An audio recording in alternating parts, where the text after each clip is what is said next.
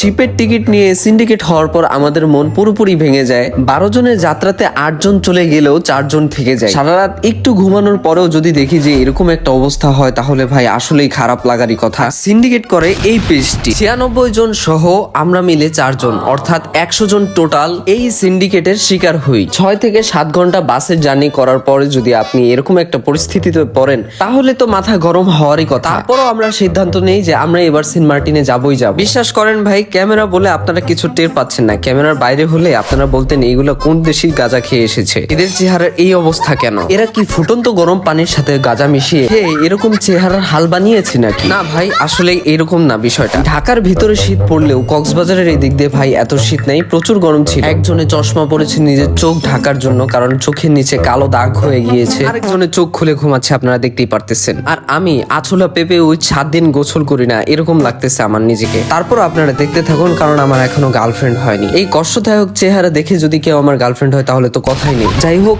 এত কথা বলতে বলতে আমরা চলে গেলাম শাহপরীর দ্বীপে। সেখান থেকে হলেও আমরা সেন্ট মার্টিন যাবই যাব। একজন ব্যাগ টানছে, একজন শীতের জামা কাপড় টানছে, আর একজন পলাতক থাকার চেষ্টা করতেছে, আর আমি তো জেবিএল টানছি ভাই। যেই অবস্থায় থাকি না কেন, মাশাআল্লাহ বলতে ভুলবেন না। আর এই জায়গায় আসার পর একটা জিনিস লক্ষ্য করলাম, আমার হাতের বাম পাশে বাংলাদেশ আর ডাইন সাইডে মায়ানমার। যেইখান থেকে অনেকগুলো রোহিঙ্গা এসে কক্সবাজারের কোন সাইডে জানি জায়গা নিয়েছে। তাদের ভিতরে সামনে একজন মানুষ, রোহিঙ্গা না, যে কিনা অক্লান্ত পরিশ্রম করতেছে আমাদের কিভাবে সেন্ট মার্টিন নিয়ে যেতে পারে। আমি রোহিঙ্গা, যে কিনা খাওয়ার আশায় বসে আছি, কখন আমি খাবো, খাবো। আর পিছের বড় ভাই বলতেছে তোমার সাথে আমি তাল দিতে একমত, ইয়ো আগে খাওয়া দাওয়া পরে মারামারি। এই হচ্ছে এক একজনের অবস্থা। একজনের বউ সাজতেছে, আরেকজনে কি করতেছে। এটা আসলে কি ভাই, না ঘুমানোর কারণে আমাদের এক একজনের অবস্থা এরকমই হয়েছে যে আমরা বুঝতেছি না যে আমরা কি করতেছি। যেমন দেখেন, হেডফোনটা কানে দেওয়ার পরে আমাকে ক্যাঙ্গারুর মতো লাগতেছে, কিন্তু ভাই এভাবে অপেক্ষা করতে করতে অপেক্ষার অবসান ঘটে। আমি, শুভ্র ভাই আর বড় ভাই গেলেও নোবেল আসতে পারিনি। আমরা সবাই ইতালির উদ্দেশ্যে রওনা দিছি, দোয়া করেন ইতালি পৌঁছায় নেক্সট ভিডিও পাবেন ইনশাআল্লাহ। না পৌঁছায় তাহলে সাগরের